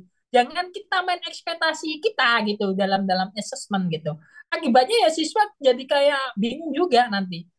Itulah nanti pada akhirnya akan berakibat pada ngatrol nilai. Kita nggak akan ngatrol nilai kalau kita itu benar-benar menguji siswa berdasarkan apa yang dia mampu. Udah mampu ini, ya udah ayo. Yang penting kamu lancar mengucapkan di depan saya, punya paham tertentu, alasan kamu melakukan ini, it's okay, selesai assessment sebenarnya. Dan itu si anak jauh lebih belajar, jauh lebih semangat untuk memperbaiki diri. Nanti masalah kepala sekolah sama kurikulum, mending nanti Bapak kalau sudah usul, teman-teman sudah usul ini di kurikulum atau kepala sekolah masih ngeyel, tunjukkan aja video ini gitu ke dia gitu. Ini Pak, tolong dilihat itu, kasih aja share linknya langsung di menit 47 Pak, silakan dilihat gitu. Itu aja sih. Kalau masih masih pusing kepala sekolah sama kurikulumnya gitu. Saya rasa itu saran terbaik teman-teman. Oke, baik. Terima kasih Pak Alfian untuk tanggapannya terkait dengan berbagi informasinya dari Pak Rayadi tadi sudah diberikan feedback begitu. Nah, ternyata memang problematika pendidikan itu banyak sekali ya Pak. Kita baru mengupas asesmen, ternyata untuk konflik-konfliknya atau situasi di lapangan itu beragam begitu. Terima kasih Pak Rayadi sudah hadir di malam hari ini. Kita akan coba sepertinya masih cukup untuk satu Ya, lagi. Ini Bapak Imadi Swata. Beliau sudah siap dari tadi untuk menunggu sesi diskusi begitu. Coba kita hadirkan Bapak Imadi Swata, mungkin bisa mulai untuk mengaktifkan audio serta memperkenalkan diri terlebih dahulu. Baik, terima kasih. Saya panggil Mak Eka atau Mak Yuni atau Mak Siti ini? Bagaimana bagus? Boleh Eka Bapak. Oh, baik. Terima kasih Mak Eka. Assalamualaikum warahmatullahi wabarakatuh. Waalaikumsalam warahmatullahi wabarakatuh. Semua terkait materi yang disampaikan oleh Bapak Alfian, bagi saya pribadi ini sangat menarik. ya karena saya adalah guru di SMA yang ada di Kabupaten Poso dan baru menerapkan kurikulum Merdeka ini baru 1 tahun. Jadi istilahnya ini masih begitu awam, masih banyak kekurangan-kekurangan yang kami miliki dalam hal asesmen ini. Ada 2 yang ingin saya tanyakan. Saya bertanya ini bukan menyampaikan pengalaman ya. Yang pertama terkait dengan asesmen yang menyenangkan. Kita itu harus mengetahui apa yang bisa dicapai oleh siswa. Nah, sementara siswa di kelas itu beragam. Ada siswa yang pintar, ada yang sedang-sedang saja, ada yang kurang kemampuannya. Jadi, yang saya mau tanyakan di sini, apakah kita bedakan tes daripada siswa itu sesuai kemampuannya agar siswa itu bisa mencapai jawaban dari pertanyaan itu. Kalau ini seandainya tes tulis, kalau yang tes prosedur tadi saya kira sudah jelas ke tes prosedur. Kalau tes tulis misalnya ini, apakah soalnya itu kita bedakan antara siswa satu dan lain sesuai kemampuannya, itu yang pertama. Kedua, ada istilah assessment long time. Ini bagi saya, mungkin guru-guru yang lain, ini adalah istilah baru, assessment yang dilakukan sepanjang waktu dimanapun kita bertemu dengan siswa. Yang menjadi pertanyaan bagi saya, bagaimana teknik dan metode yang kita lakukan untuk melakukan assessment long time ini kepada siswa ketika kita ketemu misalnya di kantin, atau kita ketemu misalnya di lorong seperti apa yang disampaikan tadi. Kemudian materi apa yang kita harus pertanyakan, karena ini long time ini beda dengan yang di kelas barangkali. Kalau yang formatif dan sumatif itu kita jelas materinya, tapi yang long time ini materi apa yang harus kita pertanyakan kepada siswa sehingga nyambung dengan siswa. Jadi saya kira mungkin ini saja 2 pertanyaan saya. Terima kasih. Assalamualaikum warahmatullahi wabarakatuh. Waalaikumsalam warahmatullahi wabarakatuh. Terima kasih banyak Bapak Imadi Swata yang sudah memberikan pertanyaannya. Menarik sekali ini Pak Alfian yang harus kita tanggapi. Tadi dijelaskan oleh Pak Alfian bahwa asesmen itu harus disesuaikan dengan kemampuan siswa. Itu yang pertama. Kemampuan siswa ini ada yang medium, ada yang sedang, ada yang tinggi begitu. Nah, kalau praktek tadi sudah bisa ditangkap kalau kemampuan siswa itu bisa memilih sendiri untuk kegiatannya seperti promosi apa atau prosedur apa. Kira-kira kalau tes tulis, apakah hal ini bisa dimungkinkan soalnya beragam begitu Pak Alfian? Untuk pertanyaan pertama mau ditanggapi terlebih dahulu. Oke. Saya menangkap poin-poin keresahan Pak siapa ini, Pak Imade. Itu Iya. problematik sekali. Lalu tes tulisnya gimana? Apakah tetap beda? Itu kan biasanya di sumatif gitu ya. Kalau kita pengen nguji secara umum di sumatif di akhir, kita terkadang terkendala waktu, terkendala bentuk juga karena siswanya banyak, masa beda-beda, ini gimana soalnya gitu. Pada titik tertentu, sumatif itu sebenarnya bisa bahkan menjadi pilihan ketiga saja untuk menilai kinerja siswa gitu ya. Tetap yang terpenting itu Bapak, gak usah bingung di sama itu. Saya rasa cukup formalitas saja sebenarnya di sumatif itu untuk kesenangan saja sebenarnya. Diubah aja dari pilihan ganda apa sih kerja-kerja kelompok yang bisa mereka praktekkan gitu. Tapi tetap yang terpenting adalah di formatif itu setiap harinya kan beda-beda. Nah, itu tadi mengapa saya tawarkan di coaching ini. Sorry, saya share screen lagi ya. Saya share screen lagi. Ini yang cukup problematik sebenarnya. Saya share screen. Nah, ini saja sebenarnya. Ini inti dari asesmen kita di sini sebenarnya. Kita ajak dialog aja siswa tiap hari 1 dari 1. Gak usah bingung menyelesaikan materi sebenarnya. Kan itu inti dari Merdeka Belajar. Gak usah gopo untuk menyelesaikan 1 bab penuh. Enggak gitu. Kita ajak ngomong aja 1 persatu, suruh maju untuk maaf ini kamu masih di pengantar objek belum selesai. Nanti bisa kerjasama sama si Sulistiana ini ya. Sulistiana ini sudah sampai siap presentasi. Nanti bisa bantu di sana. Itu sudah terdiferensiasi karena kan temanya tadi setor judulnya beda-beda gitu. setor proyeknya beda-beda, setor tingkatannya berbeda-beda. Jadi fokusnya di sini saja. Masalah nanti sumatifnya itu tesnya harus sama atau tidak, itu bergantung sekolah dan juga keberanian kita aja sebenarnya. Cari aja tes-tes sumatif itu tadi selain meniadakan pilihan ganda, cobalah kasih tes-tes sumatif yang sifatnya kelompok. Tes-tes sumatif yang sifatnya ujian ujian yang melibatkan kelompok. It's okay, buat seru-seruan aja kalau kalau saya pribadi menganggap tes sumatif yang akhir semester itu kan sebenarnya terlalu mencerminkan apapun itu gitu loh. Jadi colong dipikirkan apa sih konsep tes yang akhir itu UAS, UTS yang untuk penilaian rapot itu yang seru gitu. Gelar karya nggak apa-apa, presentasi, joget pun ya nggak apa-apa sebenarnya untuk titik mata pelajaran tertentu gitu ya. Kita buat seru-seruan aja, tapi yang menentukan asesmen itu sebenarnya di format yang hari kita itu sebenarnya. Jadi nggak usah bingung harus membedakan soal di sumatifnya gitu. Karena kan tiap hari kita juga sudah dia pertanyaan pertama. Lalu pertanyaan kedua yang ingin saya kalau tadi kalau long term ini lebih kepada cara kita dekat dengan siswa. Sebatas itu. Jadi nggak ada kaitannya sama materi kalau long term ini. Jadi cara kita mengumpulkan data langsung otentik gitu loh.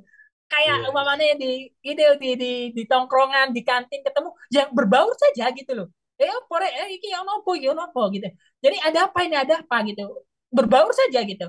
Disapa siswa kita, ayo ada apa gitu. Jadi kita kan jadi tahu karakter siswa. Oh, karakter siswa ini kayak gini, karakter siswa ini kayak gini. Itu kan jadi inputan kita nanti saat masuk ke kelas kan gitu. Jadi terdiagnosis sendiri, Bapak. Inti dari long term itu di situ, mengumpulkan data tentang karakter siswa, orientasinya di situ, tidak tentang materi pelajarannya gitu.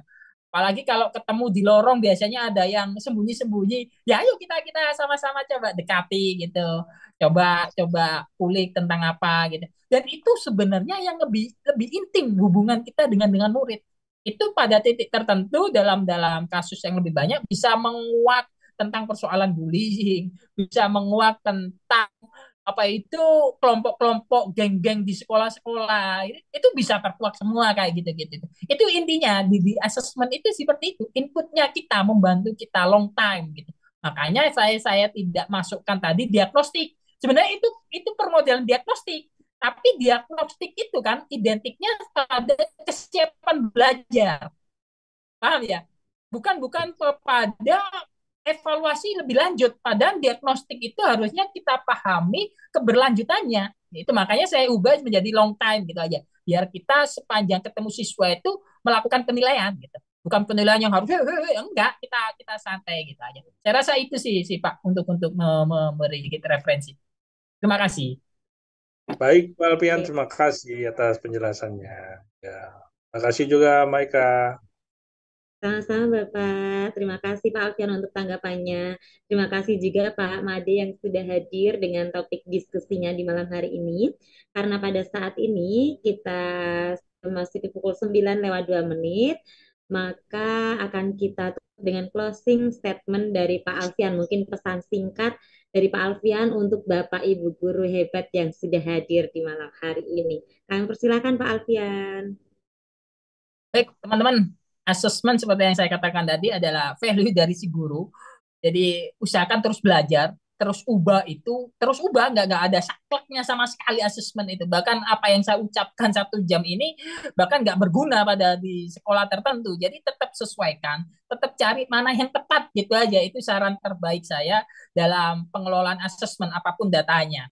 Itu yang pertama. Lalu yang kedua, usahakan menilai siswa itu jangan berdasarkan ekspektasi kita, usahakan menilai siswa itu berdasarkan apa sih yang dia mampu, ya udah itu aja yang diujikan gitu. Disitulah tingkat kesenangan tertingginya gitu. Kan kita senang kalau diuji berdasarkan kemampuan yang kita punya kan, pemahaman yang kita pahami gitu kan. Itu kesenangannya di situ sebenarnya. Jangan libatkan ekspektasi apapun di setiap assessment karena itu nanti akibatnya akan akal mengakali nilai gitu. Katrol mengatrol nilai karena ada ekspektasi yang ditempelkan di situ. Itu ya, itu yang kedua. Lalu yang ketiga, usahakan kalian benar-benar berani mulai saya katakan, berani mulai atau menggugat dalam tanda kutip wakakurikulum atau kepala sekolah kalian untuk berani tidak menggunakan asesmen yang sifatnya seperti pilihan ganda, soal uraian, apalagi sekarang ada tantangan AI dan lain sebagainya, itu rentan sekali, gak ada gunanya, apalagi kalau siswa sudah lebih canggih daripada gurunya, soal di scan gitu aja selesai. Jadi ini keberanian ibu, keberanian bapak dalam menawarkan ide. Mulai bilang kepala sekolah, pakai asesmen ini. Saya yang tahu siswa saya, titik. Gitu. Maka kurikulum itu nggak tahu siswa Anda di kelas. Dia tahunya administratif. Jadi Anda punya hak yang kuat untuk mengatakan, pakai asesmen ini. Harus berani itu gitu. Tiap tahun ganti tiap tahun ganti, tiap bulan, itu oke gitu, itu nggak situ. Nanti kalau ada wakasek atau kepala sekolah atau bagian kurikulum masih ngeyel, tunjukkan video ini aja lah. Itu legal sama kurikulum itu dibolehkan gitu loh. Jadi nggak ada alasan untuk melarang-larang dengan denial terus terus terjebak pada asesmen-asesmen masa lalu. Dan yang terakhir, kita saja waktu jadi murid aja takut di asesmen ya, takut ada ulangan, takut ada ujian. Mengapa kita sekarang jadi guru terapkan hal-hal semacam itu gitu ya? Itu sebagai kesadaran bersama kita dalam menjalani asesmen. Terima kasih Mbak Eka, semoga bisa membantu semuanya. Baik, terima kasih banyak Pak Alfian yang sudah merefresh keilmuan kita di hari ini, yang sudah membuka wawasan terkait dengan asesmen. Ternyata memang untuk asesmen itu kalau dibahas lebih mendalam seru sekali, dan untuk waktu 1,5 jam kurang memadai untuk membahas secara lengkap begitu. Nah, semoga apa yang sudah kita bahas di hari ini bersama Pak Alfian, Bapak Ibu Guru, bisa kita coba terapkan untuk mulai bahwasanya asesmen bukan hanya soal-soal pilihan ganda atau isian, namun bisa dengan berbagai strategi yang kiranya dikemas dengan kreativitas Bapak Ibu Guru. Begitu. Nah, untuk menutup perjumpaan kita di malam hari ini, kami akan mengadakan sesi dokumentasi terlebih dahulu, Pak Alfian. Jadi mohon untuk Bapak Ibu Guru yang masih stay pada ruang Zoom, bisa mengaktifkan videonya, karena kita akan dokumentasi bersama terlebih dahulu oleh operator kita. Kami persilakan Bapak Ibu Guru. Baik, baik Bapak Monggo Ibu Mas bisa Adi. mengaktifkan kamera. Oke, bisa pose apa aja. Oke, slide pertama, 1, 2, 3 senyum. Oke, slide selanjutnya. Oke, 1, 2, 3. Oke. Selanjutnya, baik, saya kembalikan ke moderator. Terima kasih. Baik, terima kasih banyak Mas Madum yang sudah membantu dokumentasi kita pada malam hari ini. Begitupun karena waktu kita sudah pukul 9 lebih, kami akan mengakhiri perjumpaan di malam hari ini, dan insya Allah besok kita akan berjumpa lagi Bapak Ibu Guru dengan narasumber berikutnya. Kami sampaikan terima kasih kepada Pak Alfian yang sudah siap hadir di tengah-tengah kesibukannya. Begitu beliau ini jam terbang yang luar biasa. Hari ini menyempatkan hadir untuk berbagi informasi dan keilmuan dengan Bapak Ibu Guru. Saya selaku moderator yang mendampingi Pak Alfian di malam hari ini mohon maaf apabila ada tutur serta sikap yang kurang berkenan. Sampai jumpa lagi di lain kesempatan Bapak Ibu Guru dan Pak Alfian. Wabillahi taufik walhidayah. Wassalamualaikum warahmatullahi wabarakatuh. Terima kasih Pak Alfian. Waalaikumsalam.